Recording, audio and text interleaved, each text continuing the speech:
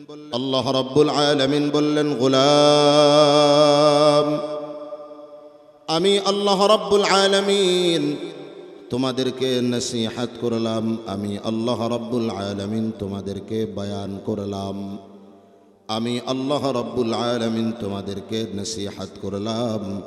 বান্দা, তোমরা তোমাদের নিজেদের মধ্যে দুইটা গুণ ঢুকায় নাও। এক নম্বরে আল্লাহ তাআলা বললেন, ইত্তাকুল্লাহ। গোলাম, এক নম্বরে তোমরা আমি আল্লাহর তাকওয়ার গুণে গুণান্বিত হয়ে যাও। সুবহানাল্লাহ পড়েন, সুবহানাল্লাহ। এই তাকওয়ার গুণ অর্জনের কথা আল্লাহ শুধু এই এক আয়াতেই বলেন না, কোরআনে কারীমের বহু আয়াতে আল্লাহ তাআলা বান্দাদেরকে তাকওয়া অর্জনের কথা বললেন। কোথাও আল্লাহ তাআলা বললেন, ইয়া আইয়ুহাল্লাযীনা আমানুত্তাকুল্লাহ ইত্তাকুল্লাহা হাক্কা তুকাতিহি ওয়ালা তামুতুন্না ইল্লা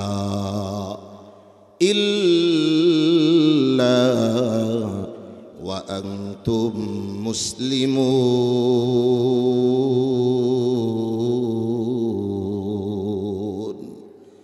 আল্লাহ রাব্বুল আলামিন বললেন, তোমরা আমি আল্লাহর তাকওয়া অর্জন করার মতো অর্জন করো। তোমরা মুসলমান না হয়ে মরবা না। কোথাও আল্লাহ তাআলা বললেন, গোলাম, তাআওয়ানু আলাল বিররি ওয়াত তাকওয়া ওয়ালা তাআওয়ানু আলাল ইসমি ওয়াল উদওয়ান। তোমরা কল্যাণ এবং তাকওয়ার কাজে একজন আরেকজনকে সহযোগিতা করো। সুবহানাল্লাহ পড়েন, সুবহানাল্লাহ।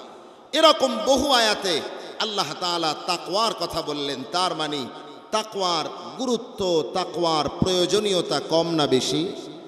আরো জোরে বলেন, কম না বেশি?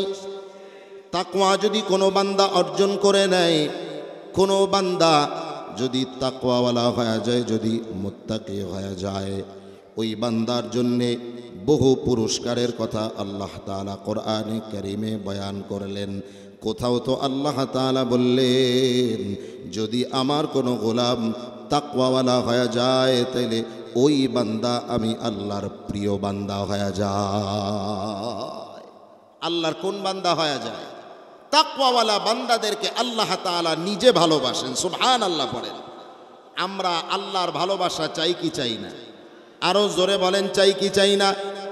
আল্লাহ তাআলা বললেন, ইন্নাল্লাহা ইউহিব্বুল মুত্তাকিন। আল্লাহ রাব্বুল আলামিন বললেন, গোলাম, দুনিয়ার সব মানুষগুলো আল্লাহর ভালোবাসা চায়। কারণ কেউ যদি আল্লাহর মুহাব্বতের বান্দা হয়ে যায়, কেউ যদি আল্লাহর প্রিয় বান্দা হয়ে যায়, ওই বান্দার যেমন দুনিয়াতেও কোনো ভয় নাই, আখিরাতে কিয়ামতের ময়দানেও কোনো চিন্তা নাই। সুবহানাল্লাহ পড়েন, সুবহানাল্লাহ। আল্লাহর বন্ধু হইতে পারলে দুনিয়াতে কোনো টেনশন আছে? নেতার ভয় আসে নাকি? কোনো পাওয়ারওয়ালার ভয় আসে নাকি?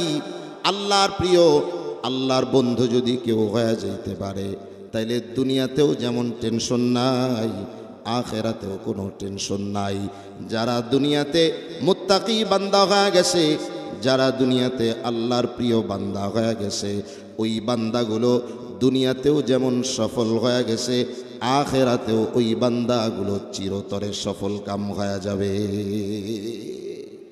এই জন্য আল্লাহ বললেন, বান্দা, গোলাম, আমি আল্লাহর তাকওয়ার গুণে গুণান্বিত হও। তাকওয়া কাকে বলা হয়?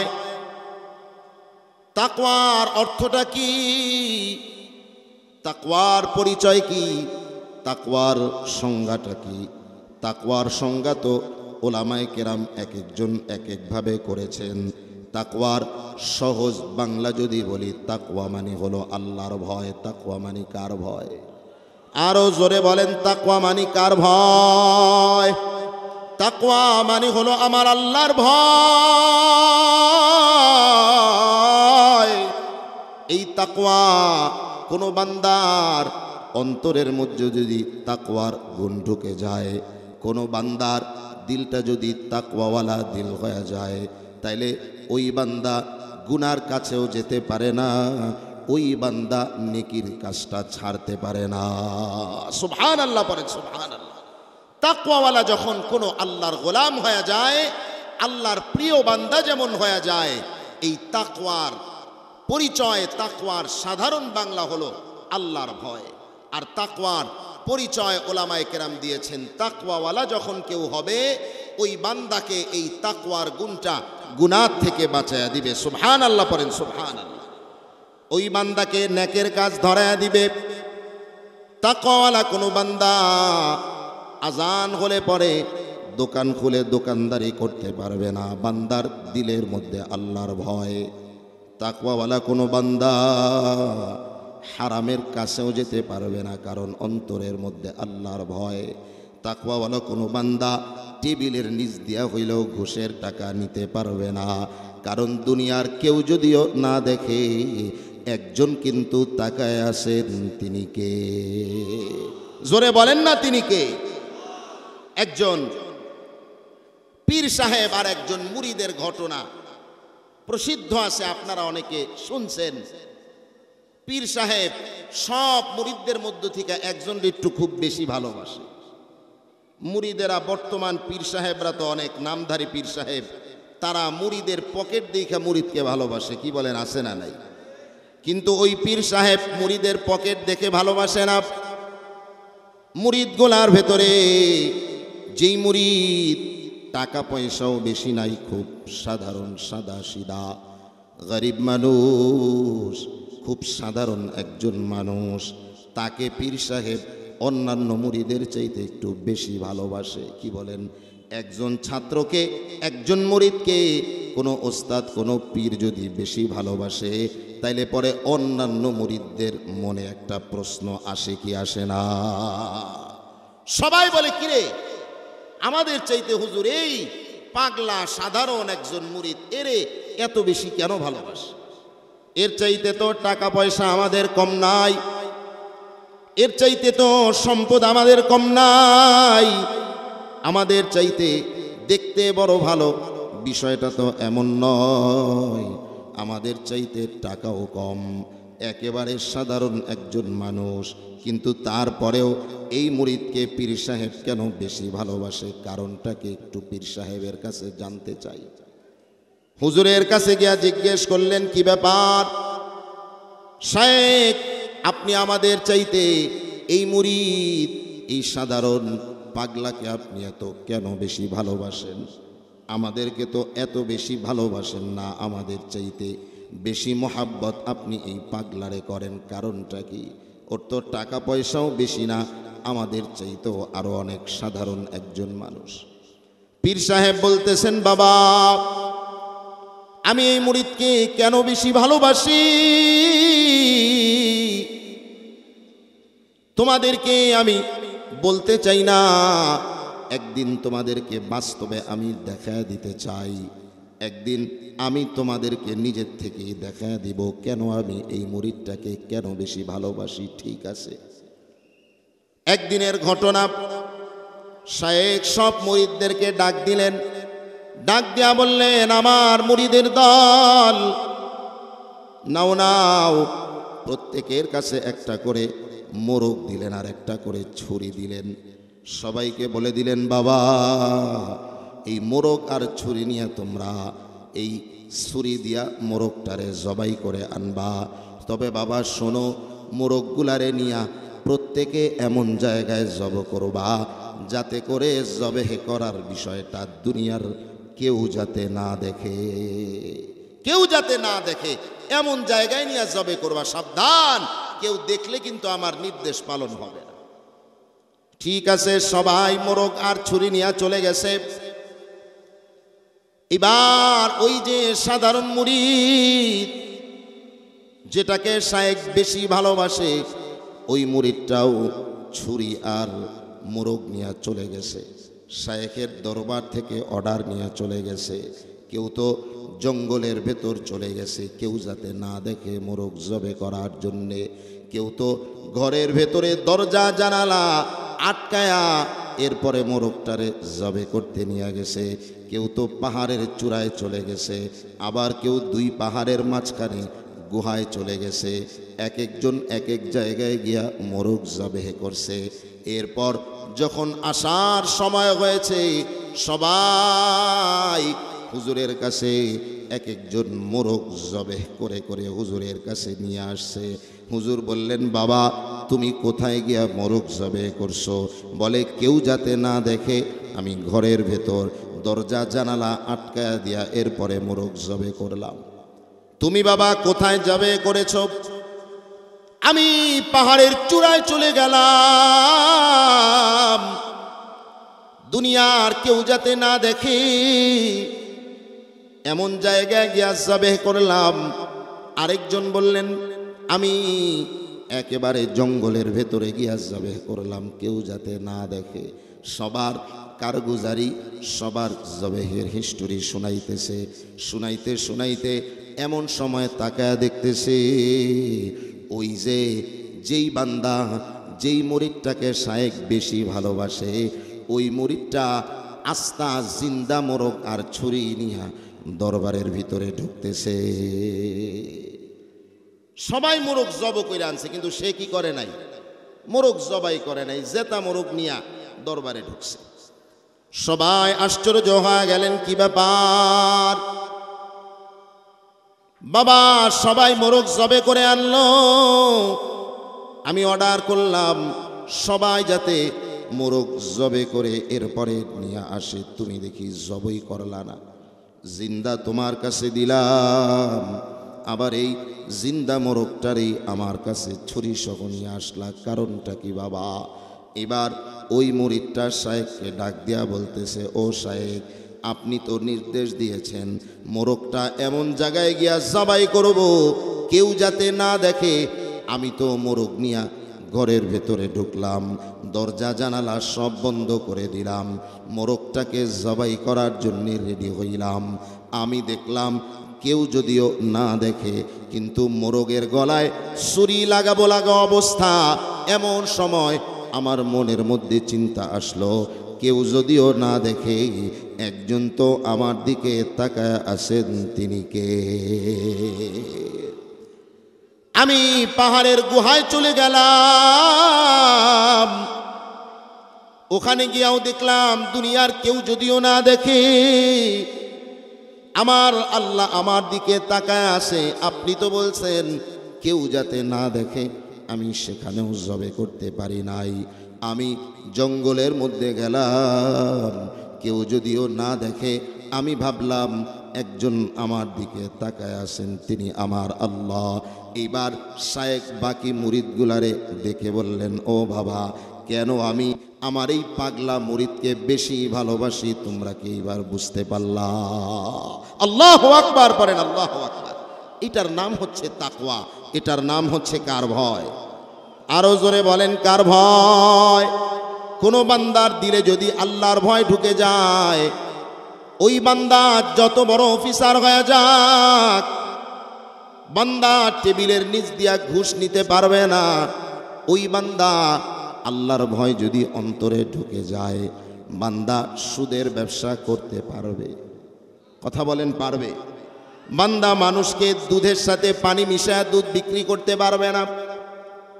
ওই বান্দা যদি রাষ্ট্রের শাসক হয়ে যায়, রাষ্ট্রপ্রধানও যদি হয়ে যায়, ওই বান্দার দিলের মধ্যে যদি আল্লাহর ভয় ঢুকে যায়, ওই বান্দা জনগণের টাকা পকেটে ঢুকাবে তো দূরের কথা, নিজের পকেটের টাকা দিয়া জনগণের খাদেম হয়ে যাবে। কথা বলেন ঠিক কিনা? এই জন্যই তো রাসূল বলেন, সাইয়্যিদুল কওমি খাদিমুহুম, কওমের নেতা যারা, কওমের সর্দার যারা, তারা হইল জনগণের সেবক। আল্লাহু আকবার পড়েন, আল্লাহু আকবার। নেতারে সেবক, এটা তো আমরা কল্পনাও করতে পারি না। খাদেম, খাদেম কাকে বলে? যে আমার খেদমত করে তারে কি বলা হয়? আমার খাদেম বলা হবে। আপনার যে খেদমত করবে তাকে আপনার খাদেম বলা হবে। আল্লাহর নবী বললেন, রাষ্ট্রের প্রধান, কওমের প্রধান যিনি হবেন, কওমের নেতা যিনি হবেন, তিনি কওমের খাদেম হয়ে যাবেন। যখন ওই খাদেমগুলোর মধ্যে, রাষ্ট্রপ্রধানের মধ্যে যখন আল্লাহর ভয় আর তাকওয়ার গুণ ঢুকে যাবে, আসলেই ওই বান্দাগুলো জনগণের শোষক না হয়ে জনগণের সত্যিকারের সেবকে পরিণত হয়ে যাবে। সুবহানাল্লাহ পড়েন, সুবহানাল্লাহ। আমাদের যুগে যেমন শাসক আছে, নবীর যুগে বা নবীর যুগের পরেও শাসক ছিলেন কি ছিলেন না? হযরত ওমর খলিফাতুল মুসলিমিন, অর্ধজাহানের খলিফা, কিন্তু রাতের বেলায় তার ঘুম নাই। রাতের বেলায় রাস্তায় রাস্তায় ঘুরে অন্তরের মধ্যে আল্লাহর ভয়, না জানি আমার কোন জনগণটা, আমার দেশের কোনো একজন গরিব মানুষ না জানি না খায় রাতের বেলাটা কাটায় দেয়, না জানি আমার দেশের কোনো একজন মা সন্তানগুলোকে অনাহারে রেখে রাতের বেলা ঘুমায়। আমাদের যুগের অবস্থাটা তো এমন, বহু খবর আমরা এমন দেখতে পাই। এমনও মা বাংলাদেশের মধ্যে, এমনও মায়ের সংবাদ আমরা শুনেছি। ঠাকুরগাঁওয়ের এক মায়ের খবর শুনলাম, শিল্পী নামের একজন মা নিজের মুদি দোকানের বাকি টানতে পারে না, নিজের বাড়ি ভাড়া দিতে পারে না, এই জন্যে নিজের পেটের সন্তানটাকে 30,000 টাকায় বিক্রি করে দিছে। কয় টাকায় বিক্রি করছে? এমনও খবর বাংলাদেশের উঠছে, 6,000 টাকায় একজন বাবা, একজন মা নিজের সন্তানটাকে বিক্রি করে দিছে। কেন বিক্রি করছে? হাসপাতালের মধ্যে বিল হয়ে গেছে। যখন প্রেগনেন্সি হয়েছে, ডেলিভারি হয়েছে, ডেলিভারির পরে বাচ্চাকে আর মাকে বাড়িতে নিয়ে আসবে বাচ্চার বাবা, কিন্তু বাবার পকেটের মধ্যে টাকা নাই, মায়ের কাছেও তো টাকা নাই। কিভাবে বাচ্চাকে আর বাচ্চার মাকে বাড়ি নিয়ে আসবে? ডাক্তার বলে দিছে, হাসপাতালের থেকে বলে দিছে, টাকা পরিশোধ করা না হইলে বাচ্চাও দেয়া হবে না, বাচ্চার মাকেও রিলিজ করার কোনো সুযোগ নাই। এবার বাবা কি করবে? অথর্ব অসহায় বাবা, তিনি চিন্তা করলেন, আমি তো আমার রাষ্ট্রপ্রধানের কাছে গিয়া সহযোগিতা চাইতে পারবো না, আমার রাষ্ট্রপ্রধান তো আর ওমরের মতো নয়, আমি কি করব? চিন্তায় পড়ে গেলেন, টেনশনে পড়ে গেলেন। শেষ পর্যন্ত হাসপাতালে আরেকজন মানুষের কাছে নিজের সন্তানটাকে বিক্রি করে দিয়া নিজের বিবিকে হাসপাতাল থেকে রিলিজ করে আনলেন। এগুলো আমাদের বাংলাদেশের ঘটনা। অথচ খলিফাতুল মুসলিমিন, আমিরুল মুমিনিন, তিনি রাতের বেলায় রাস্তায় ঘুরতেছেন খবর নেয়ার জন্যে আমার কোনো একজন প্রজা না খেয়ে অনাহারে রাত্রি যাপন করলো কিনা। তিনি তো বলতেন, আমার দেশের একটা ছাগলও যদি না খেয়ে রাত্রি যাপন করে, এর জন্যেও আল্লাহর কাছে আমার জবাব দেয়া লাগবে। আল্লাহু আকবার পড়েন, আল্লাহ। খলিফাতুল মুসলিমিন, আমিরুল মুমিনিন মদিনার অলি গলি রাতের বেলায় ঘুরতেছেন। হঠাৎ করে উনি দেখতেছেন কোনো একটা জায়গা থেকে ধোঁয়া উঠতেছে আকাশের দিকে। কি উঠতেছে? ধোঁয়া আকাশের দিকে সমানে উঠতেছে। উনি চিন্তা করলেন, কি ব্যাপার, ধোঁয়া কেন উঠতেছে? অনেকক্ষণ যাবৎ ওই ধোঁয়ার দিকে তাকায় থাকলেন, বারবার তাকায়। লম্বা সময় ধোঁয়ার দিকে তাকানোর পর খলিফাতুল মুসলিমিন কাছে চলে গেছে দেখার জন্যে কি খবর, কি অবস্থা এখানে, কেনই বা এখান থেকে রাতের গভীরে ধোঁয়া উঠতেছে। তাঁবুর কাছে গিয়া দেখলেন, তাঁবুর ভেতরে একজন মা ডেকচির ভেতরে, পাতিলের ভেতরে কি যেন জাল দেয় আর বাচ্চাটাকে সান্ত্বনা দিতেছে। খলিফাতুল মুসলিমিন হযরতে ওমর ফারুক রাদিয়াল্লাহু তাআলা আনহু, উনি মহিলাটাকে ডেকে বললেন, মা, কেনই বা আপনি এইখানে গভীর রাতে কি জাল দিতেছেন? কেনই বা আপনি লম্বা সময় ধরে এগুলো করতেছেন? মা এবার খলিফাকে ডেকে বললেন, কে আপনি? আপনাকে চিনি না, আসছিলাম মদিনায় খলিফাতুল মুসলিমিনের সাথে দেখা করার জন্যে, কিন্তু রাত হয়ে গেছে, খলিফার সাথে দেখা করতে পারি নাই। এই জন্যে তাঁবু গাড়লাম, তাঁবু গেড়ে রাতের বেলা রাত্রিটা যাপন করব। আমার বুকের মধ্যে দুধ নাই, বাচ্চাটাকে কেমনে ঘুম পাড়াবো? ক্ষুধার যন্ত্রণায় বাচ্চাটা ঘুমায়ও না। এই পাতিলের মধ্যে, ডেকচির মধ্যে কতগুলো পাথর দিয়া এই পাথরগুলো জাল দিতেছি আর আমার বাচ্চাটাকে সান্ত্বনা দিতেছি, বাবা খাবার হয় নাই, আর একটু অপেক্ষা কর, খাবার হইলে পরে তোরে ঘুম পাড়াবো, তোরে খাবার খাওয়ায়া তুই ঘুমাবি। খলিফাতুল মুসলিমিন যখন এই কথাটা শুনলেন, বাচ্চাটা ক্ষুধার যন্ত্রণায় ঘুমায় না। মায়ের কথা শুনে হযরত ওমর ফারুক রাদিয়াল্লাহু তাআলা আনহু বাচ্চাদের মতো কাঁদতে আরম্ভ করে দিলেন। দৌড়ায়া বললেন, মা আপনি একটু অপেক্ষা করেন। বাইতুল মালে চলে গেছেন।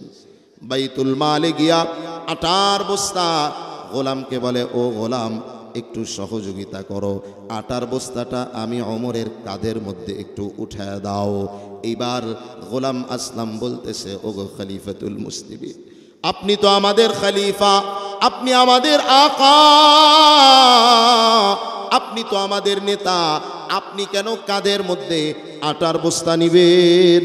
আমার কাঁধের মধ্যে উঠায় দেন, আমি নিয়ে যাই, আপনি আমার সাথে চলেন। খলিফা বলেন, ও আমার আসলাম, যেই দায়িত্ব আল্লাহ আমার কাঁধে চাপায়া দিয়েছেন, কিয়ামতের দিন ওই দায়িত্বের বোঝা কি তুমি নিবা নাকি? আমার দায়িত্ব আমি ওমরকে তুমি পালন করতে দাও। আল্লাহু আকবার পড়েন, আল্লাহু আকবার। তাকওয়া, আল্লাহর ভয় কাকে বলা হয়? খলিফাতুল মুসলিমিন আমিরুল মুমিনিন তিনি এইবার আটার বস্তা কাঁধের মধ্যে নিলেন, হাতের মধ্যে কিছু তেল নিলেন, আরেক হাতের মধ্যে কিছু ঘি নিলেন। আটার বস্তা আর তেলের বোতল আর ঘি নিয়ে এবার আস্তে আস্তে করে তাঁবুর কাছে চলে গেলেন। তাঁবুর ভেতরে গিয়া মহিলাকে ডেকে বলতেছেন, আপনি একটু আমাকে জায়গা দেন মা, আমি একটু আটাটাকে সিদ্ধ করি। উনি পাথরগুলোকে সরায়া নিজের হাতে ওই পাতিলের মধ্যে ডেকচির ভেতরে আটা জাল দিলেন। আটার খামিরা উনি তৈরি করলেন নিজের হাতে। খলিফাতুল মুসলিমিন অর্ধ পৃথিবীর খলিফা নিজের হাতে রুটি বানায় দিলেন। রুটি বানানো শেষ হলে পরে বাচ্চার মাকে ডেকে বলতেছে, মা নেন, আপনি রুটিগুলো সেকা দেন, রুটিগুলো আপনি ভাজেন, আমি আপনার বাচ্চার কাছে যাই। খলিফাতুল মুসলিমিন বাচ্চার কাছে চলে গেলেন। যেই খলিফা, যেই ওমরকে দেখলে শয়তানও রাস্তা ছেড়ে দেয়, শয়তানও ভয় পেয়ে যায়, এই খলিফাতুল মুসলিমিন বাচ্চার সাথে গিয়া, দাদারা নাতিরা, বড় মানুষ বাচ্চাকে যেমন নিজে গোড়া হইয়া বাচ্চাকে নিয়ে খেলা করে কি করে না? একটু হাসো বাবা, বাচ্চাটাকে আনন্দ দেয়। মা রুটি বানায়, ওই রুটি নিয়া বাচ্চাকে খাওয়ায়া খলিফা মহিলার কাছে বলে, মা আমি হইলাম অথর্ব খলিফাতুল মুসলিমিন ওমর, আপনি অন্তত আল্লাহর কাছে আমার বিরুদ্ধে কিয়ামতের ময়দানে কোনো নালিশ করবেন না। আল্লাহু আকবার পড়েন, আল্লাহু আকবার।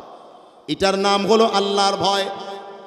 আল্লাহ বলেন, ওয়া আম্মা মান খাফা মাকামা রাব্বিহি ওয়া নাহান নাফসা আনিল হাওয়া ফাইন্নাল জান্নাতা হিয়াল মাওয়া। আল্লাহ বলেন, যার অন্তরে রবের সামনে দাঁড়ানোর ভয় যার অন্তরে থাকবে, ওই বান্দার জায়গা হলো আমি আল্লাহর জান্নাত। সুবহানাল্লাহ পড়েন, সুবহানাল্লাহ। এই জন্যে তাকওয়াওয়ালা যদি কেউ হয়ে যায়, ওই বান্দার জায়গা হলো আল্লাহর জান্নাত। কথা বলেন ঠিক কিনা? তাকওয়া আমাদের অর্জন করার দরকার আছে না নাই? তাকওয়া কেমনে অর্জন করব? তাকওয়া অর্জনের অন্য পদ্ধতিও তো আল্লাহ তাআলা বলেছেন। তবে তাকওয়া অর্জনের অন্যতম একটা পদ্ধতি হলো সামনে আসা রমাদানুল মুবারক। সুবহানাল্লাহ পড়েন, সুবহানাল্লাহ। আমাদের মাসে, আমাদের সামনে যেই মাস আসতেছে, ওই মাসের নাম কি? কথা বলে না কোন মাস? ওই মাসে আমাদের কি আমল করতে হয়?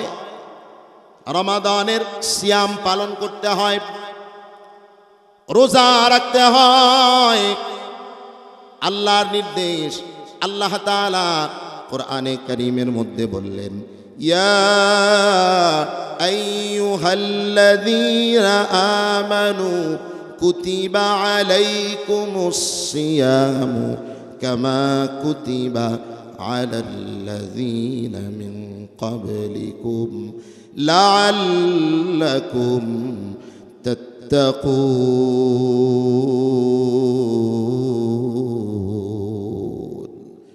আল্লাহ রাব্বুল আলামিন বললেন, তোমাদের উপরে রমাদানের রোজাকে ফরজ করা হয়েছে, সিয়াম ফরজ করা হয়েছে, যেমন তোমাদের পূর্ববর্তীদের উপরেও রোজা ফরজ করা হয়েছিল। বলে কারণ কি? কারণ হলো, উদ্দেশ্য হলো এই রমাদানের সিয়াম সাধনার মাধ্যমে যাতে করে তোমরা তাকওয়ার গুণে গুণান্বিত হয়ে যাও। সুবহানাল্লাহ পড়েন, সুবহানাল্লাহ। রমাদানে বান্দা রোজা রাখে একমাত্র কার জন্য? বলেন না কার জন্য? বললে অন্য আমলেও তো তাকওয়া অর্জন হয়। আল্লাহ তাআলা রমাদানকে কেন বিশেষ করে বললেন সিয়াম দ্বারা তাকওয়া অর্জন হয়? তার কারণ হলো, অন্য আমলের মধ্যে বান্দার কিছু না কিছু লৌকিকতা আসার সম্ভাবনা আছে। দান করবে, সেখানেও লৌকিকতা মনের অজান্তে কখনো কখনো চলে আসে। আবার নামাজ পড়বে, কখনো কখনো এমন হয় আল্লাহর জন্যই নামাজ পড়ে, এরপরেও নামাজটাকে মানুষকে দেখলে একটু সুন্দর করে পড়তে চায়, বান্দাকে খুশি করার উদ্দেশ্য চলে আসতে পারে। কিন্তু রোজাটা হইল এমন একটা ইবাদত, বান্দা রোজার সময় না খেয়ে থাকে, যৌন চাহিদা থেকে বিরত থাকে একমাত্র কার জন্যে? আল্লাহর জন্যই একমাত্র বান্দা রোজা রাখে। কারণ বান্দা যখন ঘরের ভেতরে দরজা লাগায় একা থাকে, ফ্রিজের মধ্যে ফল আছে, আপেল আছে, কমলা আছে, খেজুর আছে, কিন্তু বান্দা একটা খেজুরের টুকরাও মুখে দেয় না, একমাত্র কার জন্যে? আরো জোরে বলেন কার জন্যে? এই জন্যে আল্লাহর নবী বলেন, কুল্লু আমাল ইবনি আদামা ইউযাফুল হাসানাতু বিআশরি আমসালিহা ইলা ৭০০ দিআফিন। বান্দার প্রত্যেকটা আমল তার জন্যে, তার আমলগুলো 10 থেকে 700 গুণ পর্যন্ত বাড়ানো হয়। ইল্লা সাওম, আল্লাহ বলেন কিন্তু রোজাটা হইল ভিন্ন। আল্লাহু আকবার বলেন। আল্লাহ তাআলা, আল্লাহর নবী বললেন প্রত্যেক আমলের সওয়াব 10 থেকে কত গুণ পর্যন্ত বাড়ানো হয়? 700 গুণ পর্যন্ত বাড়ানো হয়। তবে রোজাটা আলাদা। তার মানে রোজার সওয়াব কত বেশি এটা কেউ জানে না। রোজার সওয়াবের কথা একমাত্র যিনি জানেন তিনি কে? আল্লাহ তাআলাই ভালো জানেন। আল্লাহ বলেন, ফা ইন্নাহু লি, রোজাটা বান্দা আমার জন্য রাখে, এই জন্যে ওয়া আনা আজজি বিহি, এই রোজার প্রতিদান বান্দাকে আমি একমাত্র প্রদান করব। সুবহানাল্লাহ। রোজার প্রতিদান আল্লাহই দিবেন। আল্লাহ বান্দাকে কি প্রতিদান দিবেন এটা একমাত্র কে জানে?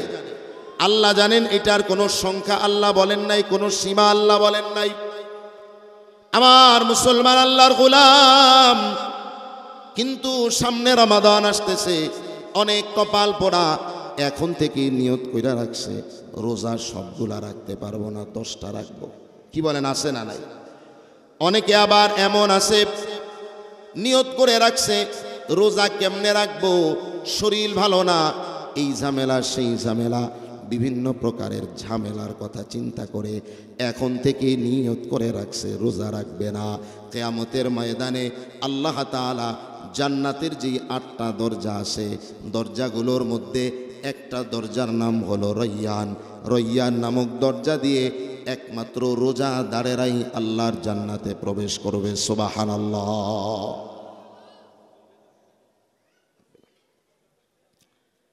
গলা টানতেছে মাইকে, হ্যাঁ, মাইক পিছলা না, আলোচনা করে আরাম পাওয়া যাইতেছে না, গলার শ্বাস প্রশ্বাস টানতেছে, মুখ শুকায় যেতেছে, এই অবস্থা। একটু আপনারা চেষ্টা করেন পরিবর্তনের। আল্লাহ তাআলা কবুল করুক, পড়েন আমিন।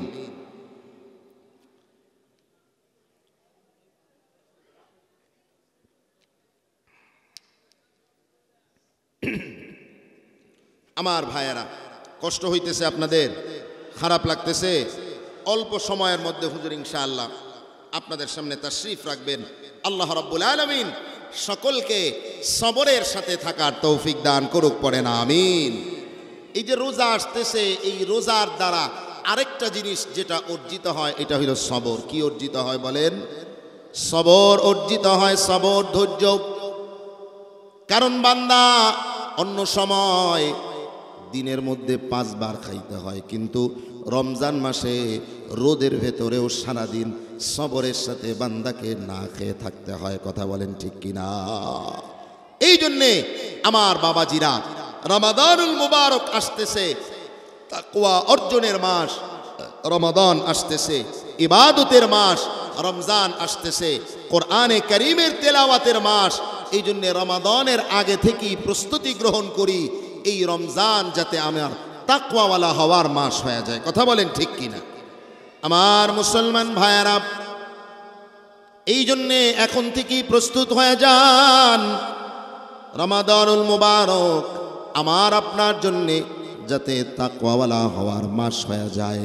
কোনো মানুষ তাকওয়াওয়ালা হয়ে গেলে পরে তার রিজিকের টেনশন থাকবে না, তার কোনো ধরনের মুসিবতের টেনশন থাকবে না। আগেই বললাম, আল্লাহর বন্ধু যদি হয়ে যায়, দুনিয়াতেও তার পেরেশানি নাই, আখিরাতেও তার কোনো পেরেশানি থাকবে না। তাহলে 1 নাম্বার গুণের নাম হইল কি?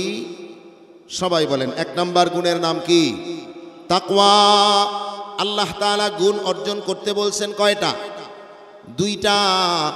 2 নাম্বারে আল্লাহ সুবহানাহু ওয়া তাআলা বললেন, ওয়াকুলু কাওলান সাদীদা। বান্দা, 2 নাম্বারে তোমরা কথা যখন বলবা, সঠিক কথা বলবা। কোন কথা বলা লাগবে? কথা বলেন, কোন কথা? সঠিক কথা বলা লাগবে। সঠিক কথা আর আল্লাহর কাছে বড় দাম। এই জবান দিয়া যেই কথা বলবেন, আল্লাহর কাছে আপনার জবানের প্রতিটা কথা কিন্তু আল্লাহর ফেরেশতারা লিপিবদ্ধ করে রাখে। আপনি ভাববেন না আপনি ঘরের ভেতরে বললে আমার আল্লাহ আপনার কথা শোনেন না। আপনি কি বলছেন, কি না বলছেন, কার বিরুদ্ধে চক্রান্ত করছেন, কাকে আপনি গালি দিচ্ছেন, কাকে আপনি অশ্লীল ভাষা ব্যবহার করছেন, কার বিরুদ্ধে আপনি গীবত করছেন, দুনিয়ার কেউ যদিও না শোনে, আপনার কথা যিনি শুনতেছেন তিনি একমাত্র কে? আল্লাহ তাআলা শোনেন বাবা। এই জন্যে জবান দিয়া ব্যাঠিক কথা বলা যাবে না, সঠিক কথা বলা লাগবে। সঠিক কথা কাকে বলা হয়? তাফসীরের মধ্যে মুফাসসিরিনে কেরাম সঠিক কথার ব্যাখ্যা করলেন, হুয়াল কাউলুস সাদিকুস সহিহ আল খালি মিন কুল্লি ইনহিরাফিন আনিল হাক্কি ওয়াস সাওয়াব। সঠিক কথা বলা হয় ওই কথাকে, 1 নম্বরে যেই কথার মধ্যে কোনো মিথ্যার আশ্রয় নাই। যেই কথার মধ্যে কি নাই? আমাদের সমাজের মানুষের মধ্যে মিথ্যা কথা আছে না নাই? আমার ভাই, মিথ্যা এমনভাবে ছড়ায় গেছে, মানুষগুলোর মধ্যে মিথ্যার ছয়লাভ এমনভাবে ঢুকে গেছে। দোকানদারি করে তাও মিথ্যা বলে মাল বেচা কিনা করে, বান্দা ড্রাইভারি করে, গাড়িতে চাকরি করে তাও মিথ্যা কথা বলে, বান্দা অফিসে চাকরি করে, মিথ্যা ছাড়া তার চাকরিও জমে না, বান্দা রাজনীতি করে, সেখানেও মিথ্যা কথা না বললে তার রাজনীতি জমে না। সব জায়গায় শুধু মিথ্যা আর মিথ্যা। অথচ আল্লাহর নবী বললেন সাবধান।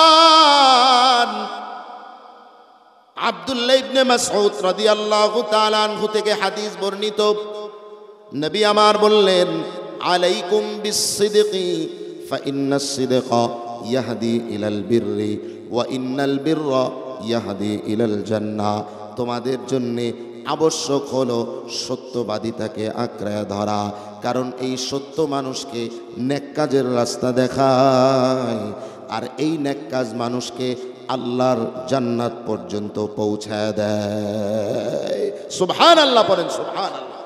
পক্ষান্তরে মিথ্যা মানুষকে পাপের রাস্তা দেখায়, আর এই পাপ মানুষকে আল্লাহর জাহান্নাম পর্যন্ত নিয়ে যায়। নাউজুবিল্লাহ বলেন, নাউজুবিল্লাহ। এক মিথ্যা মানুষকে আরেক মিথ্যা বলায়, এক মিথ্যা মানুষকে আরো 10টা মিথ্যার দিকে আগায় দেয়। কথার কথা, আপনি ঢাকা থেকে মানিকগঞ্জ আসতেছেন, আপনাকে জিজ্ঞেস করা হলো, ভাই আপনি কোথায় আছেন? আপনি একটু তাড়াহুড়া দেখানোর জন্যে, সান্ত্বনা দেওয়ার জন্যে আপনি আসেন হইল গাবতলী। আপনি একটু আগে বললেন আমি হেমায়েতপুর চলে আসছি। কোথায় চলে আসছি? হেমায়েতপুর চলে আসছি। আবার কিছুক্ষণ পর 15 মিনিট পর আপনাকে আবার ফোন দিয়েছে, ভাই আপনি কোথায় আছেন? এইবার আপনি আসছেন হইল হেমায়েতপুর, কিন্তু যে আপনারে ফোন দিছে তারে এইবার কি বলা লাগবে? এখন হেমায়েতপুর বলতে পারবেন? এখন বলা লাগবে হুজুর এই তো সিংগাইরের দিকে ঢুকছি। আমার মুসলমান ভাই, এইভাবে এক মিথ্যা আপনাকে আরো 10টা মিথ্যা বলাবে। এই জন্যে সাবধান, মিথ্যা কথা বলা যাবে না। সামনে রোজা আসতেছে, রোজা রাইখা তো মিথ্যা কথা বলা যায়। একজন রোজাও রাখে আবার মিথ্যা কথাও বলে, আসেনি এইরকম লোক? রোজাও রাখে আবার অশ্লীল ভাষায় মুখে কথাও বলে, রোজাও রাখে আবার মানুষের গীবত করে বেড়ায়। আল্লাহর নবীর হাদিস পড়েছি, নবী আমার বলেন, মাল্লাম ইয়াদা কাওলাজ জুর ওয়াল আমালা বিহি ওয়াল জাহালা ফালাইসা লিল্লাহি হাজাতুন ফি আইয়াদা তাআমাহু ওয়া শারাবাহু। আল্লাহর নবী বলেন, যেই ব্যক্তি মিথ্যা কথা ছাড়তে পারে নাই, যেই ব্যক্তি অসৎ কাজগুলো ছাড়তে পারে নাই, রোজা রাইখাও ব্যবসায় মিথ্যা কথা বলে, রোজা রাইখা গাড়ি চালায় অসৎ কাজ করে, রোজা রাইখা এরপরে অশ্লীল কথা জবান দিয়া বলে, গীবতের কথা জবান দিয়া বলে, আল্লাহর নবী বলেন ওই ব্যক্তির না খায়া থাকার কোনো প্রয়োজন আমার আল্লাহর কাছে নাই। কথা বুঝছেন? কথা বুঝছেন? বুখারী মুসলিমের হাদিস, সহি হাদিসের কথা আপনাদেরকে বললাম, অশুদ্ধ কোনো হাদিস নয়। নবী বললেন, যেই ব্যক্তি রোজা রাইখা মিথ্যা ছাড়ল না, অসৎ কাজ ছাড়ল না, অন্যায় পাপাচার অশ্লীলতাকে ছাড়তে পারল না, ওই ব্যক্তির পান করা আর আপনার না খেয়ে থাকার কোনো প্রয়োজন আমার আল্লাহর কাছে। কারণ ওই ব্যক্তি জবানের গুনাহ ছাড়তে পারে নাই, পাপাচার অশ্লীলতা ছাড়তে পারে নাই, ওই ব্যক্তির না খেয়ে থাকার কোনো দাম আমার আল্লাহর কাছে নাই। এই জন্যে বাবা, আল্লাহর নবী হাদিসের মধ্যে বলেন, আসিয়ামু জুন্নাতুন, রোজাটা হইল ঢাল স্বরূপ। রোজাটা কি স্বরূপ? কথা বলেন। রোজাটা হইল ঢাল। কিসের ঢাল? মুহাদ্দিসিন বলেন রোজা হইল জাহান্নামের ঢাল। আমার ভাইয়ারা, যুদ্ধের ময়দানে ঢাল ব্যবহার করলে যেমন অন্যের আঘাত থেকে, গুলি থেকে, ছুরির আঘাত থেকে বাঁচা যায়, রোজাটা হইল জাহান্নামের ঢাল স্বরূপ। রোজার মাধ্যমে আল্লাহ তাআলা বান্দাকে আল্লাহর জাহান্নাম থেকে বাঁচায় দিবে। সুবহানাল্লাহ। কিন্তু রোজাটাকে তো ঢাল বানাইতে হবে। এই রোজাটাকে যদি আপনি ছিঁড়ে ফেলেন, আল্লাহর নবী অন্য হাদিসে বললেন, আসিয়ামু জুন্নাতুন মা লাম তাখরুক, রোজাটা ঢাল হইল ততক্ষণ পর্যন্ত যতক্ষণ এই রোজাটা ফেটে না যায়, এই রোজাটা ছিঁড়ে না যায়। কথা বলেন ঠিক কিনা? রোজা ছিঁড়ে যায় কিসের মাধ্যমে? রোজা ফেটে যায় কিসের মাধ্যমে? বলে রোজা মিথ্যার মাধ্যমে, অশ্লীল কথার মাধ্যমে, অশ্লীলতার মাধ্যমে, অসৎ কাজ আর পাপাচারের মাধ্যমে রোজাটা ফেটে যায় আর ছিঁড়ে যায়। এই রোজা আপনাকে জাহান্নাম থেকে বাঁচাতে পারবে না। এই জন্যে রোজাটাকে যদি ঢাল বানাতে হয়, তাহলে গুনাহমুক্ত রোজা রাখার দরকার আছে না? না। তাইলে বাবা, 1 নম্বরে রোজাটাকে মিথ্যা থেকে বাঁচান। সাবধান, মিথ্যা কথা বলা যাবে না। যত বড় মুসিবত, যত বড় বিপদ হোক, জীবনে যা কথা বলবেন আজকে থেকে নিয়ত করেন, জীবনে যা বলবো সত্য বলবো, জিন্দেগিতে কোনোদিন মিথ্যা কথা বলবো না। এই নিয়ত কারা কারা করতে পারেন আল্লাহকে দেখান দেখি। নারায়ে তাকবীর, আরো আওয়াজ করা লাগবে, নারায়ে তাকবীর। আমার ভাইয়েরা, আমাদের আকাবির যারা ছিলেন, আমাদের বুজুর্গ যারা ছিলেন, আকাবিরে দেওবন্দ, ওলামায়ে কেরাম, বুজুর্গানে দিন যারা ছিলেন, তারা তো নিজের জীবনের পরোয়া করেন নাই। তারা তো এমন ছিলেন সুস্পষ্ট পরাজয়ে জেনেছেন, আমি যদি সত্য কথা বলে দেই, আমি যদি সত্যের গান গাই, আমি যদি এইখানে সত্য বলি, তাইলে পরে আমি পরাজয় বরণ করব। এমন বিষয় জানার পরেও জবান দিয়া মিথ্যা কথা একবারের জন্যও বলে না। এমনও বুজুর্গ।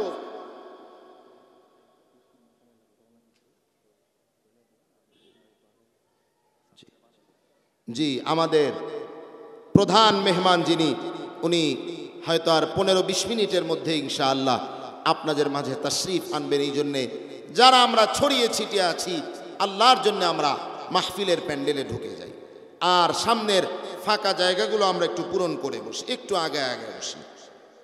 জি, মসজিদের ভেতরেও জায়গা আছে, সামনে কিছু কিছু ফাঁকা জায়গা আছে, পেছনেও জায়গা আছে। আমরা ইনশাআল্লাহ, যদিও দেখা যাচ্ছে মাঠ ভরে গেছে, এরপরেও এখানে আরো অনেক মানুষ বসতে পারবে। আরেক ভাইকে বসার জায়গা করে দেয়া, এটা হচ্ছে আল্লাহ তাআলার নির্দেশ। কথা বলেন ঠিক কিনা? ইয়া আইয়ুহাল্লাযীনা আমানু ইযা ক্বিলা লাকুম তাফাসসাহু ফিল মাজালিসি ফাফসাহু। আল্লাহ তাআলা বলেন, যখন তোমাদেরকে বলা হয় যে তোমরা মজলিসে একটু জায়গা করে দাও, তখন তোমরা একটু চেপে চেপে বসে তোমার ভাইকে বসার জায়গা করে দাও। কথা বলেন ঠিক কিনা? এই জন্য আমরা একটু যার যার সামনের জায়গাগুলো পূরণ করে বসি, আল্লাহ বরকত দেবেন ইনশাআল্লাহ। জি, প্রত্যেকের সামনের জায়গাগুলো পূরণ করে বসি। আর যারা বাইরে আছেন, আমার বাবাজি, সবাই আল্লাহর জন্য ভেতরে প্রবেশ করি ইনশাআল্লাহ। হুজুর অল্প কিছুক্ষণের মধ্যেই চলে আসবেন।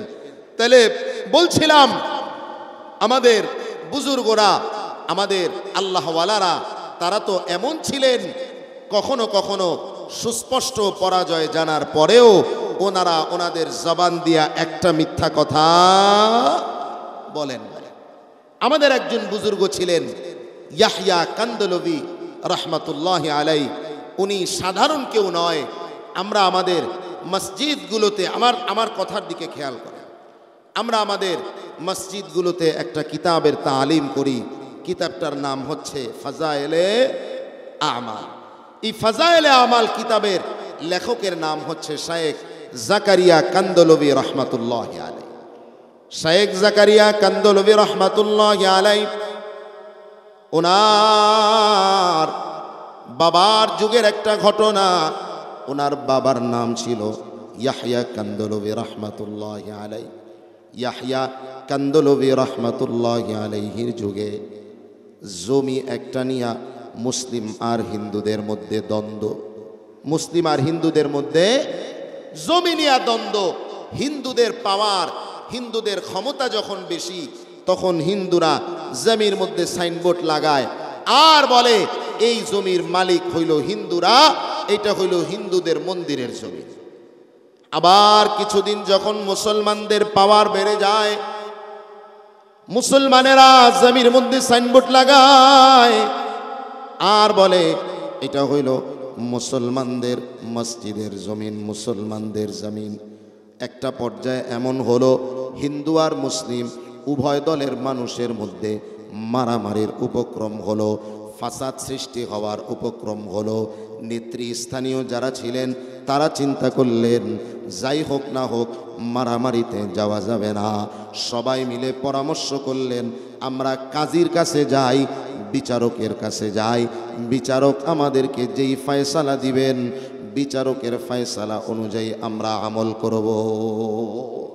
চলো আমরা কাজীর কাছে চলে যাই, কাজী যেই সিদ্ধান্ত দিবেন, কাজীর সিদ্ধান্ত অনুযায়ী আমরা প্রত্যেকে মেনে নিব।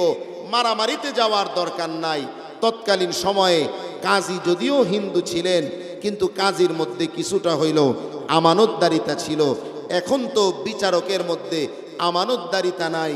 গ্রাম্য বিচারক থেকে নিয়ে উচ্চপদস্থ কর্মকর্তা পর্যন্ত বিচার চলে এখন মালের উপরে। কথা বলেন ঠিক কিনা? বিচার কিসের উপরে চলে? মালের উপরে বিচার চলে। অপরাধীর বিচার নাই। অপরাধী বুক ফুলে রাস্তায় ঘুরে বেড়ায়, আর নিরপরাধ মানুষগুলোকে নিয়ে আয়না ঘরের মধ্যে রাখা হয়। কথা বলেন ঠিক কিনা? আল্লাহ তাআলা এই আয়না ঘর ওয়ালাদেরকেও হেদায়েত দান করুক। জোরে বলেন আমিন। ওদের নসিবে যদি হেদায়েত না থাকে আল্লাহ জালেমদেরকে ধ্বংস করুন, পড়েন আমিন। আমার মুসলমান ভাইয়েরা, হিন্দু আর মুসলমান উভয় ধরের লোক সবাই মিলা বিচারকের কাছে চলে গেলেন। বিচারকের কাছে গিয়া বললেন, ও বিচারক, জমিনিয়া হিন্দু আর মুসলমান আমাদের মাঝে দ্বন্দ্ব, আপনি ফয়সালা দিয়া দেন। আপনি যেই সিদ্ধান্ত দিবেন আপনার সিদ্ধান্ত অনুযায়ী আমরা আমল করব, দ্বন্দ্ব বাড়াবো না। ঠিক আছে। বিচারক তালাশ করতে আরম্ভ করলেন। বিচারক জমির ব্যাপারে খোঁজ খবর নিলেন, কাগজপাতি ঘাটাঘাটি করলে দেখলেন এই জমির দলিল কারো কাছে নাই, জমির মালিকানা কারো নামেই নাই। জমিটা হইল সরকারি খাস একটা জমিন। জমিটা কি জমিন? কথা কি, আমার কথা কি আপনারা বুঝতেছেন? কথা বুঝলে একটু জবাব দিয়েন। জমিটা কি জমিন? সরকারি খাস জমিন। আমার মুসলমান ভাই, বিচারক চিন্তায় পড়ে গেলেন, এই জমির বিচার কেমন করে করব? জমিটা আগে যারা দখল দিয়েছে জমির মালিক তো তারাই, কিন্তু মুসলমানরা আগে দখল দিল নাকি হিন্দুরা আগে দখল দিল এটা তো বিচারক নিজেও জানে না।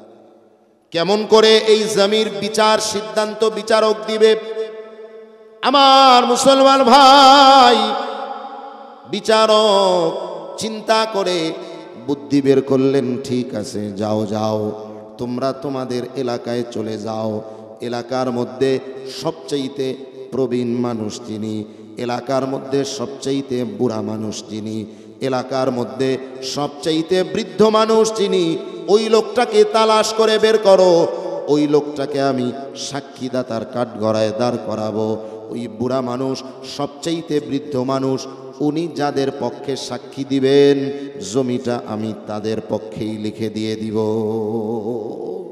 তিনি যদি বলেন মুসলমানরা আগে দখল দিছে তাইলে জমি মুসলমানদের। প্রবীণ লোক তিনি যদি বলেন জমিটা আগে হিন্দুরা দখল দিছে তাইলে জমিটা কাদের? হিন্দুদের। ঠিক আছে, কথা অনুযায়ী কাজ করা হলো। সবাই এলাকার মধ্যে তালাশ লাগায়া দিলেন। সবার আগে জমিটা কারা দখল করেছে এই সাক্ষী খোঁজার জন্যে সবচেয়ে প্রবীণ মানুষ, সবচেয়ে বুড়া মানুষ খুঁজতে আরম্ভ করে দিলেন। তালাশ করতে করতে খোঁজ লাগায়া শেষ পর্যন্ত দেখলেন ওই এলাকার মধ্যে, গোটা কান্দালা এলাকায় তৎকালীন সময়ে শায়েখ জাকারিয়া রহমাতুল্লাহি আলাইহির বাবা ইয়াহইয়া কান্দলভি রহমাতুল্লাহি আলাইহির চাইতে বুড়া মানুষ, বৃদ্ধ মানুষ গোটা কান্দালার জমিনে দ্বিতীয় আর কেউ নাই। সবচেয়ে বুড়া মানুষ যারে পাওয়া গেল তিনি হিন্দু নাকি মুসলমান? জোরে বলেন, হিন্দু না মুসলমান? মুসলমানদের মুখে হাসি ফুটে গেল, আনন্দের কোনো শেষ নাই, কারণ কোনো চিন্তা নাই, কোনো টেনশন নাই। সাক্ষী আর বুড়া মানুষ যেহেতু মুসলমান পাওয়া গেছে, মুসলমান কখনো হিন্দুদের মন্দিরের পক্ষে সাক্ষী দিবে না, মুসলমান কখনো হিন্দুদের পক্ষে কথা বলবে না। সুতরাং ধরেই নাও জমিটা মুসলমানদের মসজিদের হয়ে গেছে। মুসলমানরা আনন্দিত হয়ে গেলেন। পাশাপাশি অন্যদিকে হিন্দুদের কপালে চিন্তার ভাঁজ পড়ে গেল, হায় আমাদের মন্দিরের জমিটা মনে হয় আমরা হারাই ফেললাম। কারণ ইয়াহইয়া যেমন খাঁটি মুসলমান, ইয়াহইয়া কখনো আমাদের হিন্দুদের পক্ষে ইয়াহইয়া কখনো সাক্ষী দিবে না। আহারে, আমাদের হিন্দুদের মন্দিরের জমিটা মনে হয় হারায় ফেললাম। সবাই মিলে বিচারের দিন ধার্য করা হলো। কাজী সাহেব বিচারের দিন হিন্দুদেরকেও ডাকলেন, মুসলমানদেরকেও ডাকলেন, আর সাক্ষী হিসাবে ইয়াহইয়া কান্দলভি রহমাতুল্লাহি আলাইকে আদালতের কাঠগড়ায় দাঁড় করায় দিলেন। সাক্ষীদাতার কাঠগড়ায় তাকে দাঁড় করায় দিলেন। হিন্দুরা বসে আছে, মুসলমানরাও বসে আছে। ইয়াহইয়া কান্দলভি রহমাতুল্লাহি আলাইকে বিচারক কাজী সাহেব জিজ্ঞেস করতেছে, ও ইয়াহইয়া কান্দলভি, আপনার কাছে জানতে চাই, আপনি একজন মুসলমান মানুষ, কিন্তু আপনি সাক্ষীদাতার কাঠগড়ায় দাঁড়িয়েছেন। সাবধান, যা বলবেন সত্য বলবেন, সত্য ছাড়া কোনো মিথ্যা কথা। সাবধান, পক্ষপাতী হয়ে কথা বলবেন না। সাবধান, মিথ্যা কথা বলবেন না। যা বলবেন সত্য কথা বলবেন, সত্য ছাড়া মিথ্যা কথা একটাও বলবেন না। আপনার কাছে জানতে চাই, বলেন দেখি, এই জমিটা আগে যারা দখল দিয়েছে তারা কি হিন্দুরা নাকি মুসলমানেরা? ইয়াহইয়া কান্দলভি রহমাতুল্লাহি আলাইহি এবার বিচারক কাজী সাহেবকে ডাক দিয়া বললেন, ও কাজী সাহেব, আপনি জানেন আমি কোন নবীর উম্মত? আপনি জানেন আমি কোন পয়গম্বরের উম্মত? আমার নবী মুহাম্মদুর রাসূলুল্লাহ সাল্লাল্লাহু আলাইহি ওয়াসাল্লাম, তিনি তো এমন একজন নবী ছিলেন, উনি নবুয়তের পরে তো দূরের কথা, নবুয়তের আগেও জন্মের পরে জীবনে কোনোদিন আমার নবী একটা মিথ্যা জবান দিয়া বের করে না। সুবহানাল্লাহ পড়েন, সুবহানাল্লাহ। আমার নবী তো নবুয়তের আগেই আল আমিন উপাধি পেয়েছেন। নবীকে আল আমিন উপাধি কোনো মুসলমান দেয় নাই। নবীকে আল আমিন উপাধি যারা দিয়েছিল তারা হইল মক্কার মুশরিকের দল। আল্লাহর নবী সাল্লাল্লাহু আলাইহি ওয়াসাল্লাম নবুয়তের প্রথম দিকে মক্কার মুশরিক, মক্কার নেতৃস্থানীয় যারা নবীর আত্মীয় স্বজন সহ সবাইকে পাহাড়ের উপরে উঠে ডাক দিলেন, ও মক্কার নেতা, মক্কার সবাইকে আল্লাহর নবী ডাক দিলেন। সবাই পাহাড়ের সামনে জমা হয়ে গেল। আল্লাহর নবী দ্বীনের দাওয়াত, ঈমানের দাওয়াত দেওয়ার আগে নবী তাদের কাছ থেকে স্বীকৃতি নিতে চাইলেন। নবী বললেন, আপনাদের কাছে একটা কথা জানতে চাই, বলেন দেখি, আমি যদি আপনাদেরকে সংবাদ দেই, আমি যদি আপনাদেরকে বলি আমার পেছনে এই পাহাড়ের পেছন থেকে একদল মানুষ আসতেছে আপনাকে, তোমাদেরকে আক্রমণ করার জন্যে, আপনাদেরকে আক্রমণ করে তারা ধ্বংস করে ফেলবে, বলেন তো দেখি আমার সংবাদ আপনারা বিশ্বাস করবেন নাকি করবেন না? আলাইহি ওয়াসাল্লাম, মা জাররাবনা আলাইকা ইল্লা সিদকা, তুমি তো এমন মানুষ, তোমার এই জবান দিয়া আমরা জীবনে কোনোদিন মিথ্যা কথা বলতে শুনি নাই। আল্লাহু আকবার পড়েন। তুমি তো জিন্দেগিতে কোনোদিন সত্য ছাড়া মিথ্যা কথা বলো নাই মুহাম্মদ, এই জন্যে তোমার কথা বিশ্বাস না করার কোনো কারণ নাই। আমার নবীকে কাফের মুশরিক বেঈমানের দল আমার নবীকে সত্যবাদী উপাধি দিল, কারণ আমার নবী কারো সাথে কোনোদিন হাসানোর জন্যেও মিথ্যা কথা বলে না। আমরা তো হাসানোর জন্য মানুষকে মিথ্যা এমনভাবে বলি, এটাকে আমরা মিথ্যাই মনে করি না। কথা বলেন ঠিক কিনা? অথচ আল্লাহর নবী বলেন, ওয়াইলুল লিল্লাযী ইউকাযযিবু বিল হাদিস, ওয়াইলুল লাহু লিইউদহিকা বিহিল কওম, ওয়াইলুল লাহু। আল্লাহর নবী বলেন, ওই ব্যক্তির জন্যে দুর্ভোগ, ওই ব্যক্তির কপাল বড় পোড়া, ওই ব্যক্তির জন্যে জাহান্নাম, যেই ব্যক্তি মানুষকে হাসানোর জন্যে মিথ্যা কথা বলে। বলেন নাউজুবিল্লাহ। আমার ভাইয়েরা সাবধান, আমার নবী হাসানোর জন্য মিথ্যা বলেন নাই। নবী তো মানুষকে হাসিয়েছেন, তাও সত্য কথা বলে। আমার নবীর কাছে আসছেন একজন মহিলা উটনি চাওয়ার জন্যে। কি চাওয়ার জন্যে? নবীর কাছে আসছেন, ও নবী, আমার একটা উটনি যদি আপনি দিতেন আমার বড় উপকার হইতো। কি চাইতে আসছে নবীর কাছে? উটনি চাইতে আসছে। নবী বলতেছে, আমি তোমাকে উটনি দিব না, আমি তোমাকে উটনির একটা বাচ্চা দিব। কি দিব? কি বলেন? বেচারা লাগবে উটনি, উটনির বাচ্চা দিলে কি কাজ হবে? মহিলা বললেন, না, আমার উটনির বাচ্চা দেওয়ার দরকার নাই, আমার উটনি একটা লাগবে, আমার একটা উটনি দেন। আল্লাহর নবী আবারও বললেন, না, আমি তোমাকে একটা উটনির বাচ্চা দিতে চাই। আমার ভাইয়েরা, নবী আমার বললেন, আবার মহিলা বললেন, উটনির বাচ্চা দিয়া কি করব? উটনি লাগবে। একবার, দুইবার, তিনবার মহিলা রাগ হয়ে বাড়ির দিকে যায়। দুধ চাইলাম আমি একটা উটনি, আমারে দিতে চাই কি? উটনির বাচ্চা দিতে চায়। উটনির বাচ্চা দিয়ে আমি কি করব? মহিলা বাড়ির দিকে চলে যায়। আল্লাহর নবী মহিলাটাকে ডাক দিয়া বললেন, ও আমার মা, চিন্তার কোনো কারণ নাই। তুমি কি জানো না, প্রত্যেকটা উটনি তো কোনো না কোনো উটনির বাচ্চাই হয়ে থাকে। সুবহানাল্লাহ বলেন, সুবহানাল্লাহ। কি বলেন? উটনির বাচ্চা ছাড়া কোনো উটনি হয় না। নবী বলেন, প্রত্যেক উটনি তো কোনো না কোনো উটনির বাচ্চা। মহিলা আল্লাহর নবীর কথা শুনে মহিলা মুচকি হেসে দিলেন, আল্লাহর নবীও মুচকি হেসে দিলেন। আমার ভাইয়েরা, আমার নবী মানুষকে হাসির ছলেও মিথ্যা কথা বলেন নাই, সত্য বলে আমার নবী মানুষকে হাসিয়েছেন। ইয়াহইয়া কান্দলবি রাহমাতুল্লাহি আলাইহি, উনি এইবার আমার ভাইয়েরা ডাক দিয়ে বলতেছেন, আমার নবী যিনি জন্মের পরে জীবনে কোনোদিন মিথ্যা কথা বলেন নাই, সুতরাং ওই নবীর উম্মত হয়ে আমি ইয়াহইয়া মিথ্যা কথা বলতে পারি না। আমি যা বলবো সত্য কথা বলবো, সত্য ছাড়া কোনো মিথ্যা কথা আমি ইয়াহইয়া কান্দলবি বলতে পারি না। ঠিক আছে, বলেন আপনার কথা।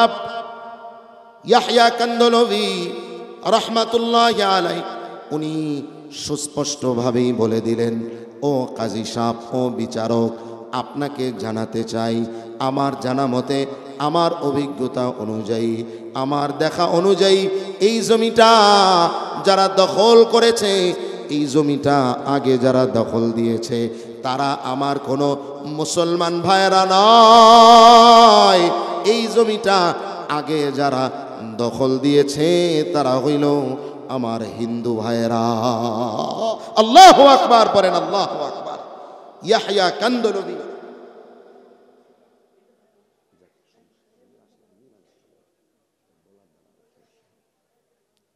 আমার মুসলমান ভাইয়েরা, ইয়াহইয়া কান্দলবি রাহমাতুল্লাহি আলাইহি ভালো করেই জানেন, যদি নাকি আমি বলে দেই জমিটা আগে হিন্দুরা দখল করেছে, তাইলে কাজী সাহেব জমিটা কাদের নামে লিখে দিবে?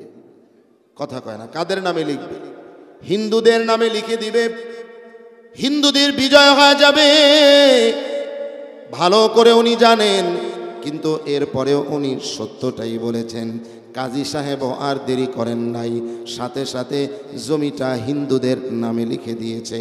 হিন্দুরা হাসি মুখে আদালত থেকে বের হয়ে যায়।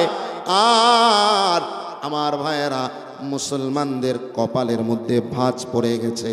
মুসলমানেরা মাথা নিচু করে এরপরে আদালত থেকে বের হয়, আর ইয়াহইয়া কান্দলবিকে গালমন্দ করে, এর ইয়াহইয়া কি করলা? আজকে মুসলমান হইয়া মুসলমানের মসজিদের জমিটা হিন্দুদেরকে দিয়ে দিলা। তোমার সাক্ষীতে আজকে আমরা মুসলমানেরা আমাদের জমিটা হারাইলাম। এই কথাগুলো বলতে বলতে ইয়াহইয়া কান্দলবিকে গালমন্দ করতে করতে আমার ভাইয়েরা আদালত থেকে যখন বের হয়ে যায়, আর ইয়াহইয়া কান্দলবি তো কাউকে মুখই দেখাতে পারে না, মুখটাকে নিচু করে, মুখটাকে ছোট করে এরপরে বাড়ির দিকে চলে যায়। কিন্তু যদিও সত্যের পরাজয়, কখনো কখনো দেখা যায় সত্যের পরাজয় হয়েছে, কিন্তু আসলে সত্য যদি কেউ সত্যের পথে থাকে তাহলে সত্যের বিজয় সুনিশ্চিত, এই কথাতে কোনো সন্দেহ নাই। সত্যের জয় নাকি পরাজয়? আরো জোরে বলেন, সত্যের জয় নাকি পরাজয়? কোনো সন্দেহ নাই।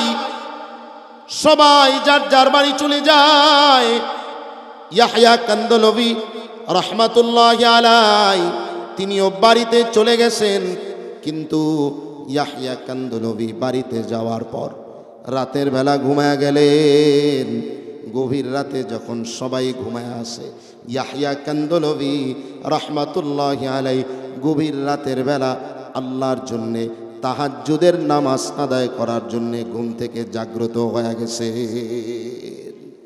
রাতের আধারে যারা সিজদাতে রয়, দু চোখের শ্রুতে নদী বয়ে যায়। ছলনার হাত ছানি যতই আসুক, ছলনার হাত ছানি যতই আসুক, পেছনে ফিরেও সে তাকায় না। যাদের হৃদয়ে আছে আল্লাহর ভয়, তারা কভু পথ ভুলে যায় না। আল্লাহর প্রেম ছাড়া এই দুনিয়ায় কারো কাছে কোনো কিছু চায় না। ইয়াহইয়া কান্দলবি রহমাতুল্লাহি আলাইহি সবাই যখন ঘুমায়, গভীর রাত আল্লাহর কুদরতি কদমে সিজদা দেওয়ার জন্যে, তাহাজ্জুদের নামাজ আদায় করার জন্যে ঘুম থেকে জাগ্রত হয়ে গেছে। আমার মুসলমান ভাইরা, ইয়াহইয়া কান্দলবি রহমাতুল্লাহি আলাইহি ওযু করার জন্যে বদনানিয়া বাইরে বের হবেন। এমন সময় উনি ওনার দরওয়াজার বাহিরে হাজার হাজার মানুষের পায়ের আওয়াজ শুনতে পায়। উনি শুনতেছেন ওনার দরওয়াজার বাইরে শত শত মানুষের পায়ের আওয়াজ, বাইরে অনেক মানুষ দাঁড়িয়ে আছে। এই আওয়াজ শুনে উনি কিছুটা আতঙ্কিত হলেন, ভয় পেয়ে গেলেন। না জানি মুসলমানেরা আমার উপরে ক্ষিপ্ত হয়ে রাতের বেলায় আসছে আমার বাড়িঘর সব ভাঙচুর করার জন্য। আমার মুসলমান ভাইয়েরা, ইয়াহইয়া কান্দলবি রহমাতুল্লাহি আলাইহি গভীর রাতে উনি বদনানিয়া ওযু করার জন্য বাইরে বের হবেন। ওনার দরওয়াজাটা যখন উনি খুলেছেন, বাইরে তাকায় দেখতেছেন মুসলমান তো একটাও নাই। একটা মুসলমানও ওনার বাড়ির সামনে নাই। ওনার বাড়ির চতুর্দিকে শত শত হিন্দু দিয়া ওনার বাড়ির চতুর্দিকটা ঘেরাও হয়ে আছে। শত শত হিন্দুরা ওনার বাড়ির চতুর্দিকে। উনি আশ্চর্য হয়ে জিজ্ঞেস করলেন, কি ব্যাপার হিন্দু ভাইয়েরা, আপনাদের জমি সাক্ষী দিয়া আপনাদেরকে মালিক বানায় দিলাম, গভীর রাতে, রাতের অন্ধকারে আবার আমার বাড়িতে আপনারা কেন আসলেন? উদ্দেশ্য কি আপনাদের? ইয়াহইয়া কান্দলবি রহমাতুল্লাহি আলাইহিকে হিন্দুরা ডাক দিয়ে বলল, ও হিন্দুরা, ও ইয়াহইয়া কান্দলবি, চিন্তার কোনো কারণ নাই। আমরা তোমার বাড়িতে খারাপ কোনো উদ্দেশ্যে আসি নাই। এরে ইয়াহইয়া, যেই ধর্মের মধ্যে থাকলে, যেই নবীর উম্মত হলে পরে জবান এত পাক হয়ে যায়, যেই নবীর উম্মত হলে পরে জবানটা এত পবিত্র হয়ে যায়, আদালতের কাঠগড়ায় দাঁড়ায় একটা মিথ্যা কথা বলা যায় না। আর ওই নবীর উম্মত হওয়া থেকে বাইরে থাকতে চাই না, আর ওই ধর্ম থেকে বাইরে থাকতে চাই না। রে ইয়াহইয়া, আর দেরি করবা না, এখনই তোমার হাতে হাত রাইখা আমাদের সবাইকে এই মুহূর্তে ঈমানের কালিমা পড়া মুসলমান বানায়া দাও। এরে ইয়াহইয়া ওই জায়গার মধ্যে মন্দির তো দূরের কথা, আগামীকালকে তোমার ইমামতিতে যোহরের নামাজ আদায় করে ওই জায়গার মধ্যে মন্দির নয়, ওই জায়গার মধ্যে তোমার ইমামতিতে ওই জায়গায় মসজিদের শুভ উদ্বোধন আমরা করতে চাই। আল্লাহু আকবার বলেন, আল্লাহু আকবার। এই জন্যে আমার ভাইয়েরা, যদিও দেখা যায় সত্য বললে পরে কখনো কখনো আমাদের সামনে বিপদ দৃশ্যমান হয়, কিন্তু আল্লাহর কসম, যদি নাকি আপনি সত্যবাদী হয়ে যান, আপনি যদি সদা সর্বদা সত্যের উপরে অটল আর অবিচল হয়ে যান, আপনাকে বিজয় যিনি দান করবেন তিনি কে? আরো জোরে বলেন, তিনি কে? আমার মুসলমান ভাই, এই জন্যে আজকে থেকে ওয়াদা করবেন, জিন্দিগিতে কোনোদিন মিথ্যা কথা বলবেন না। কারা কারা এই নিয়ত করতে পারেন দুহাত উঁচু করে আল্লাহকে দেখা দেন। নারায়ে তাকবীর। আরো জোরে বলা লাগবে, লিল্লাহে তাকবীর। আল্লাহর নাম শুনলে পরে খারাপ লাগে, তাহলে আল্লাহর নাম বললে মনে হয় খারাপ লাগে। আল্লাহু আকবার মানে কি? হাত নামান। আল্লাহু আকবার মানে কি বলেন দেখি? আরো জোরে বলেন। আল্লাহ বড়, এটা শুধু আল্লাহু আকবারু মিন কুল্লি শাইইন। আল্লাহু আকবার মানে হচ্ছে আমার আল্লাহ সবার চাইতে বড়। আল্লাহু আকবার বলেন, আমার আল্লাহ সবার চাইতে বড় কি বড় না? আরো জোরে বলেন, সন্দেহ আছে? আমার আল্লাহ আমার রব, আর ওই রবই আমার। গজল আছে না একটা, বলেন না, বলেন না আপনারা? আল্লাহ আমার রব, ওই রবি আমার সব। আল্লাহু আকবার পড়েন। আল্লাহ আমার রব, ওই রবি আমার সব। দমে দমে তনু মনে তারি অনুভব। আল্লাহ আমার রব, ওই রবি আমার সব। বলতে ইচ্ছা করে না আপনাদের? কথা কয় না। বললে কি বোম টোম মারবে কেউ? আল্লাহর নাম বললে কি বোম মারবে? আগে তো আবার আল্লাহু আকবার বললেও ভয় ছিল আক্রমণের, এখন নাই তো। এখন কি আর সেই বাংলাদেশ আছে? আগামীর বাংলাদেশ ইসলামের বাংলাদেশ। কথা বলেন ঠিক কিনা? ইসলামের পক্ষে থাকতে রাজি আছেন তো সবাই ইনশাআল্লাহ?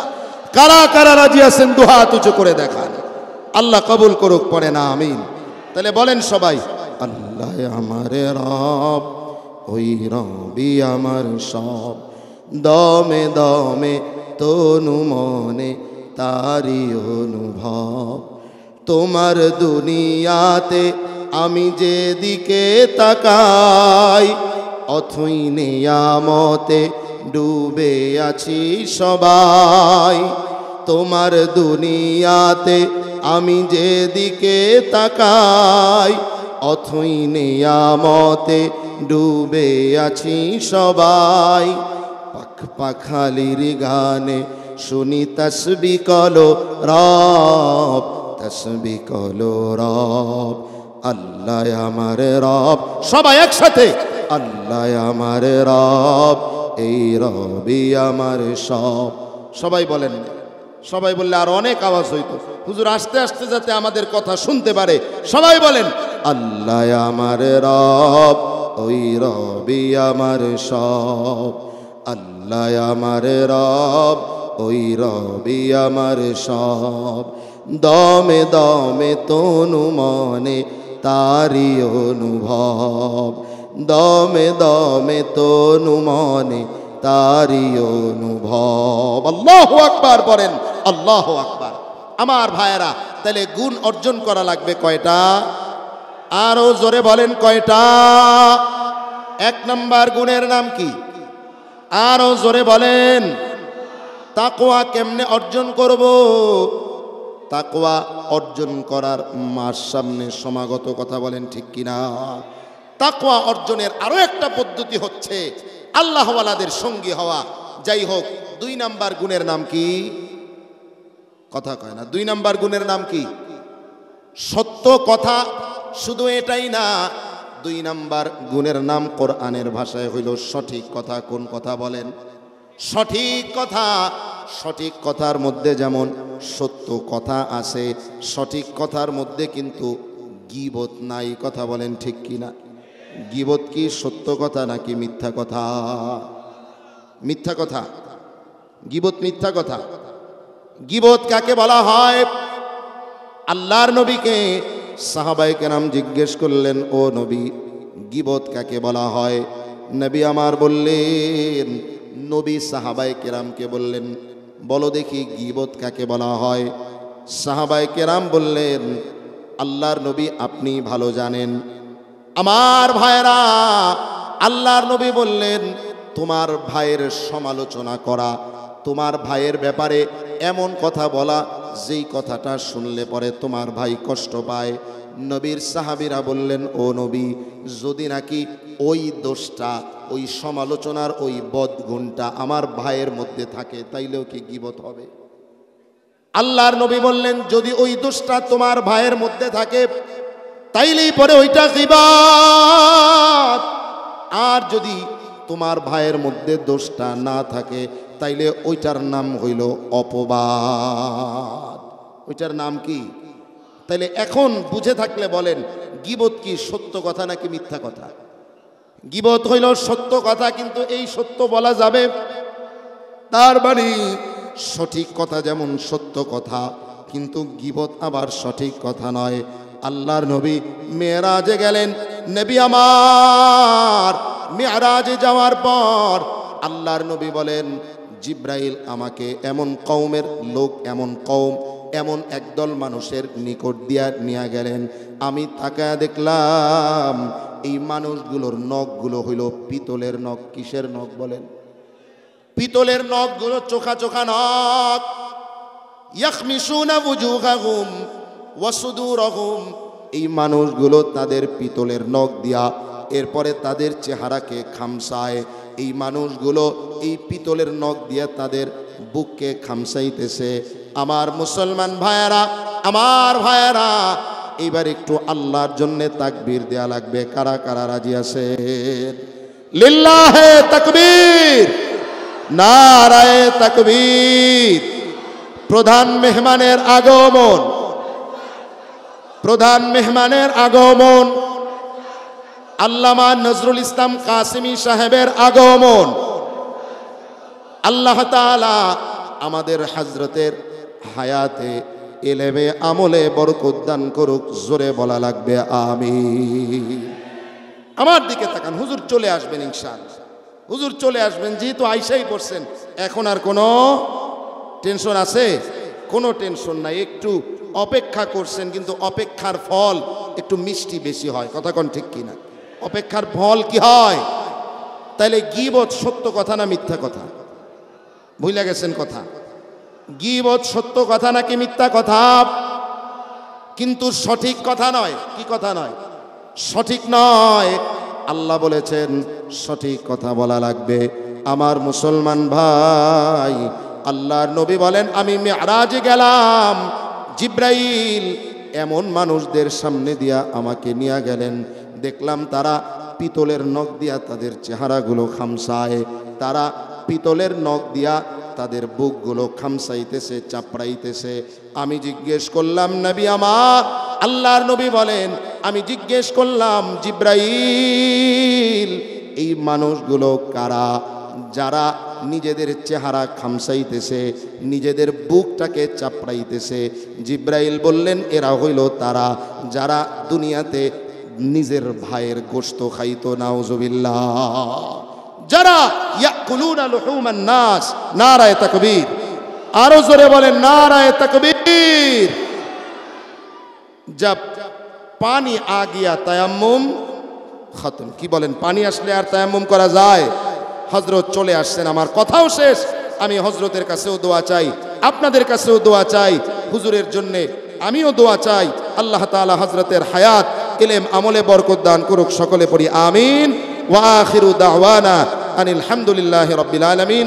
ওয়াসসালামু আলাইকুম ওয়া রাহমাতুল্লাহি ওয়া বারাকাতুহু।